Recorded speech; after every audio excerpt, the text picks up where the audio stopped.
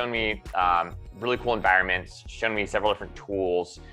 You guys have an email feature. You've got the ability to send out texts, right? It seems like a very, very comprehensive platform. Let's talk about analytics. So like, what can schools see on the back end? How are your university partners leveraging the data that they're collecting through Conduit to better their communications? Absolutely. And to that point, I will open up the dashboard again to show you the reporting feature for folks to see. I'll preface this with, we had a really great call with a marketing agency that works with one of our clients. And so we were working with them with plugging our data into what they're doing, right? And so again, think of Conduit as the pipe that goes behind the wall under the floor.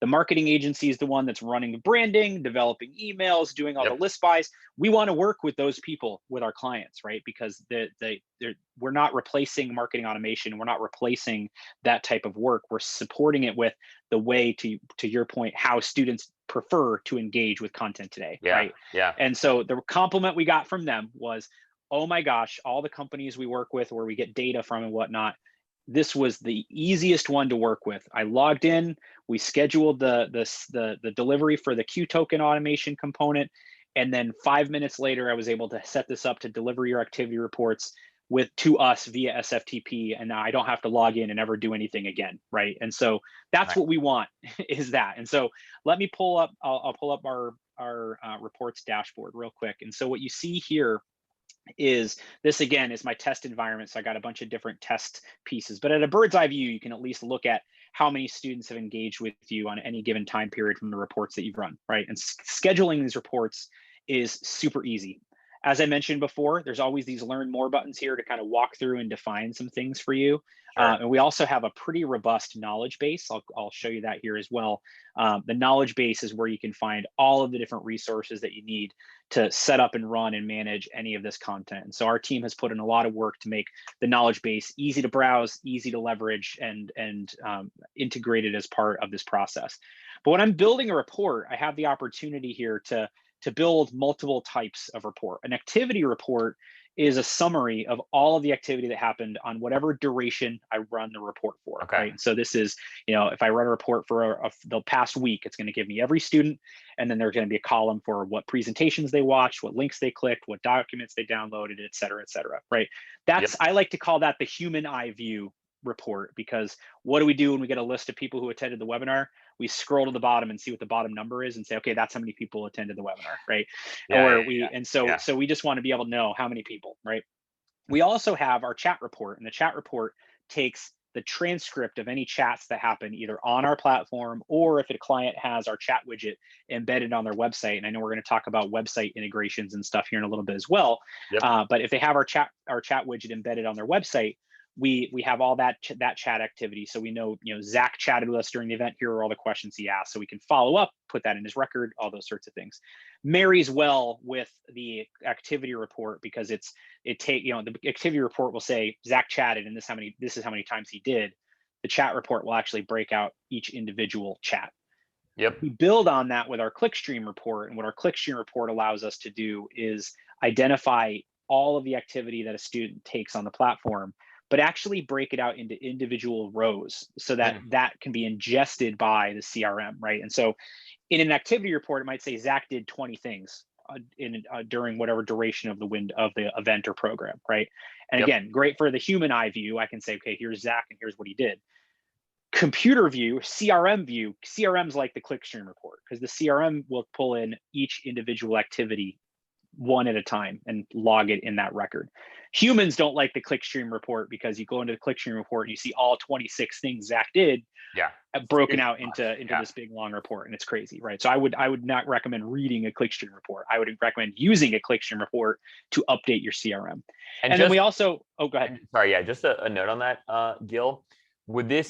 You would want to run a Clickstream report. Let's say your CRM, right? You had a marketing automation sort of sequence set up that said, take everyone that had watched this particular video in Conduit and send them these 3 different emails over the next 3 weeks. You would be able to, assuming that was set up in your CRM, you would run the Clickstream report, upload that data into your CRM, or if it's integrated, it would do it automatically. And then those contacts would be enrolled in that sequence, correct? Correct. Yep, exactly. And you got it. And I'll show you how we automate that within the dashboard itself. Nice. Real quickly, the post-presentation survey report out of the box. At the end of every presentation, we have a sequence of questions that we ask: quality of the presentation, length of the presentation, so student satisfaction type data, so that presenters get that immediate feedback on the quality of content.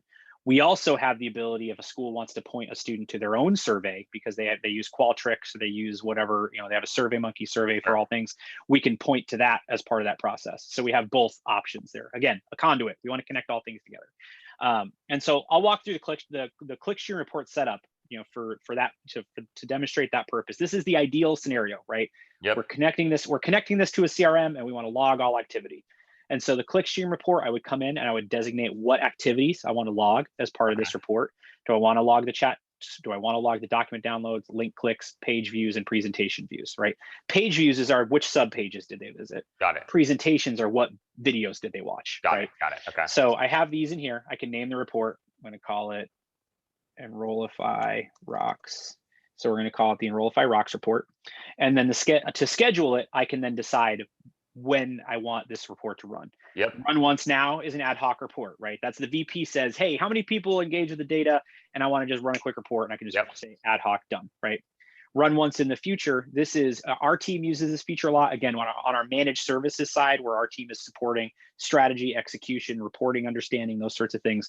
We're going to set, we know when your events are, we're going to run reports, and we're going to schedule them ahead of time so that we don't have to do it the day of, right? Yep. And then running on a recurring schedule. This is the ideal scenario where if I want to set up a daily load to my CRM, I can say all activity from the previous 24 hours on a daily basis, right? Nice. Now this will just run every single day. I'll schedule it to start tomorrow, have it run through the last day of my contract, whatever it is. And now I've got this set up. Then in the report settings, I can do some additional filtering if I'd like to. Attendee type is, is it a parent, guidance counselor, student, if we've coded for that, right? Yep. Allowing an empty report. Let's say there's no activity. If you want to log that there was no activity, because if you don't have a good marketing campaign and you're not consistently driving traffic to the platform, there may be a week where you don't have anybody watch a video, right? You don't want Netflix. Netflix doesn't want to not have anyone watch a video in a whole week. So if you have that happen, we're going to look at that and say, let's develop a better campaign. And then anonymous users, these are students who either have selected to have their data anonymized because of GDPR compliance, right to be forgotten.